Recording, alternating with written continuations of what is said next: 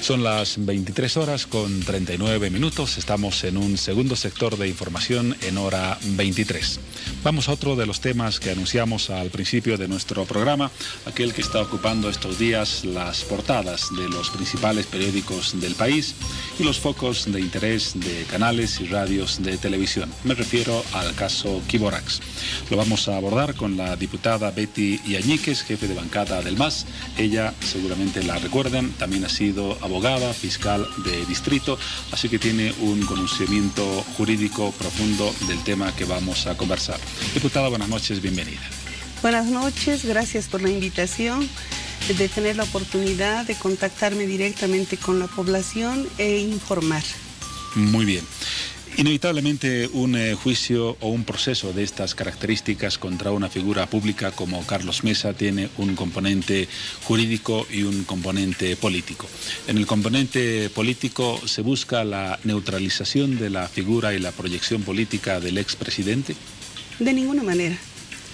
Yo creo que más bien este tema, al menos para nosotros, no tiene un componente político, sino tiene un componente estrictamente jurídico.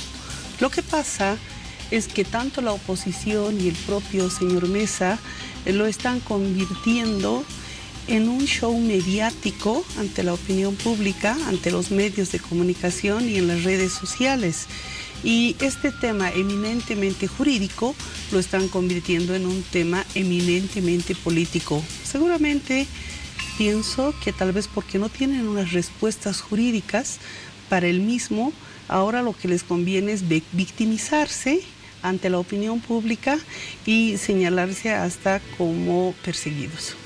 Ahora en la justicia, y también se dice en la política con mucha más razón, no hay proceso, no hay acción que no tenga una determinada intención también política. ¿Es tan pulcra y tan transparente la decisión de procesar al expresidente Mesa sin un interés político? Yo creo que el trabajo que realiza el fiscal general tiene que realizar sin un marco político, sino en base a la documentación que tiene, a los elementos de convicción o prueba con que cuenta, y debería dejar de lado otros aspectos, sino ceñirse estrictamente al tema jurídico. Vamos ahora a los antecedentes del tema, porque hay varios puntos que están formando parte del debate del caso en sí. Uno de los cuestionamientos u observaciones, por ejemplo, de la parte acusada, en este caso Carlos Mesa, es el siguiente.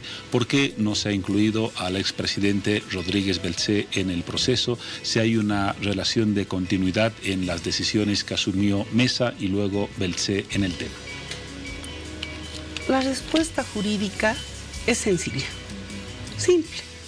Lastimosamente le están dando unas vueltas, confundiendo a la opinión pública con argumentos totalmente al margen de la realidad.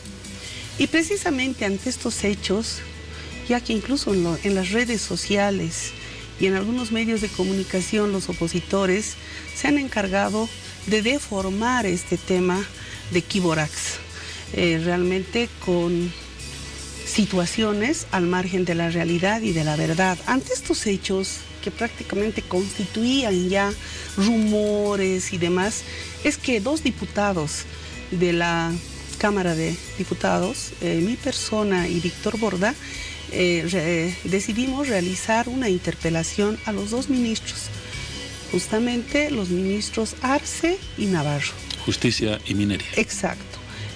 A fin de que estos ministros den una respuesta a la población que sea fidedigna, con base jurídica y con documentación. Basta ya de shows políticos. Ante esto, los de la oposición salen y dicen, esta es una interpelación entre masistas y no están las siguientes preguntas. Y entonces en las redes, en diferentes medios, dan a conocer una y otra pregunta. Como no hay nada que ocultar, me parece, estas preguntas fueron incorporadas en la interpelación en forma oral. No ha quedado absolutamente nada en el tintero, esto para que la opinión pública tenga una información clara. ¿Qué es lo que pasa? Bueno, a la pregunta que usted me hace, ¿por qué no están incluidas otras personas y solamente Rodríguez Belcé para comenzar? Hay un decreto supremo que es la causa de todo este conflicto y la base de la resolución del laudo arbitral que da justamente este Tribunal Internacional. ¿Qué es? El decreto supremo del 23 de junio del 2004. Justamente este decreto supremo es dictado por el presidente Carlos Mesa para la reversión de concesiones mineras justamente en el Salar de Uyuni. Yo creo que la intención ha sido buena, porque revertir nuestras tierras, nuestras minas es interesante y es favorable al país. Pero no solamente bastan buenas intenciones, sino que debería tener un buen equipo jurídico que le asesore para realizar un buen trabajo. Por eso pienso que la intención de Mesa fue buena, pero el camino fue equivocado para revertir estas tierras, estas concesiones mineras. ¿Qué dice la ley de ese entonces, el Código de Minas? Dice que debería recurrirse a la Superintendencia de Minas para que resuelva sobre una anulación. Lo que no hace Mesa. ¿Qué hace Mesa? Mesa dicta un decreto supremo sobre una reversión de tierras de la concesión minera, al margen de la ley. Lo que no dice la ley es lo que hace. Y justamente sobre este tema, los subministros, a la cabeza del canciller, si no me equivoco, de apellido Siles, con un informe a los pocos meses de haber dictado este decreto supremo, si no me equivoco, de diciembre del 2004, le hacen notar y le dicen: hemos equivocado el camino, está errado ese decreto supremo, no debería darse la reversión con ese mecanismo jurídico. No lo dice el MAS, no lo dice gente que quiere que Mesa ya no sea candidato, lo dice su entorno, su gente de confianza. Y de acuerdo a la argumentación, esa sería estrictamente la causa o el respaldo para el inicio del proceso que ya está en curso. Estrictamente jurídico. Y este informe es citado en el laudo 16 veces en la resolución. 16 veces. ¿Por qué? ¿Qué dice el laudo? Que se ha inobservado aspectos jurídicos que deberían tomarse en cuenta, que nosotros hemos incumplido nuestra normativa interna, incluso nuestras propias leyes, y más aún hace notar también a la normativa internacional, por ende. Ahora bien, no solamente queda ahí. Anterior a ese decreto supremo, este presidente Mesa, con quien no tenemos nada en contra, es más, merece todo nuestro respeto, pero estas acciones que tuvo sin un asesoramiento jurídico apropiado es de hacer notar a la población para que no se confunda. Antes de este decreto supremo de junio del 2004, en enero, sale otra disposición de él indicando de que se debería hacer 6 auditorías sobre este tema en el término de 60 días. No lo hace. Pasado el tiempo, recién quiere subsanar con alguna auditoría incompleta y no con las características referidas. Consiguientemente, ese es el motivo y la base fundamental de la resolución del laudo.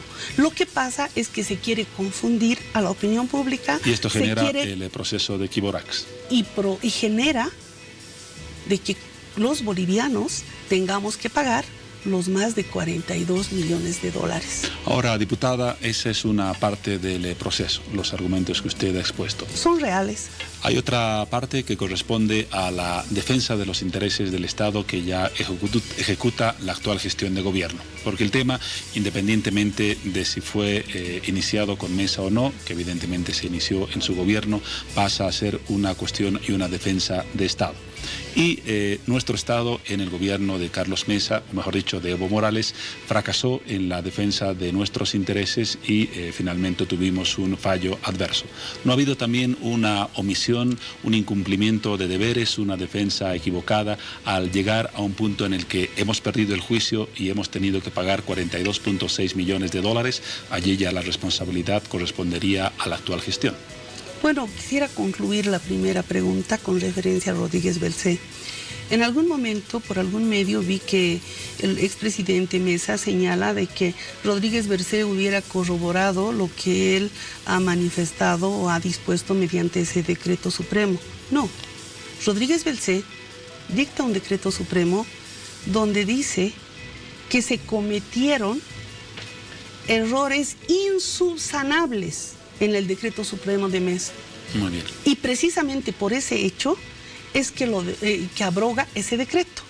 Consiguientemente, no sé por qué tendríamos que involucrar, yo le hablo jurídicamente, a Mesa, mejor dicho, a Rodríguez Belcé, cuando Rodríguez Belcé claramente hace notar esas deficiencias legales del decreto supremo de Mesa. Ahora, está respondida la parte de Belcé. La parte de la defensa con referencia a la defensa, bueno, según el señor Mesa es fracasada, pero es bueno hacer notar que en la interpelación que realizamos, en detalle, los ministros hicieron un informe concreto sobre este tema. No se dejaron vencer por ningún plazo.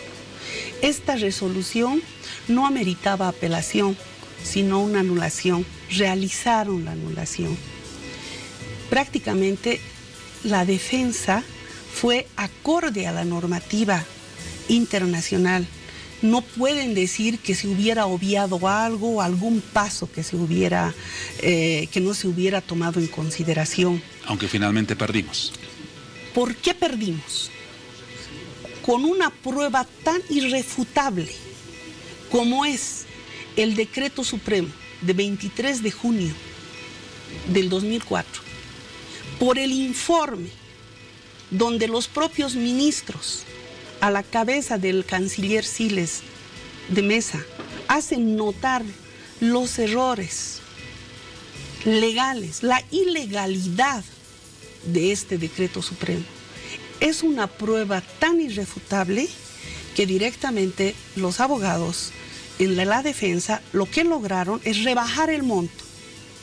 Nada más, porque esta prueba contundente contra el Estado boliviano. Ahora, ¿quién es el responsable? Ante lo dicho, yo creo que la opinión pública tiene una respuesta. ¿Quién nos ha dejado en indefensión a todos los bolivianos en este caso? Vamos a seguir hablando de las características de este proceso, pero en este momento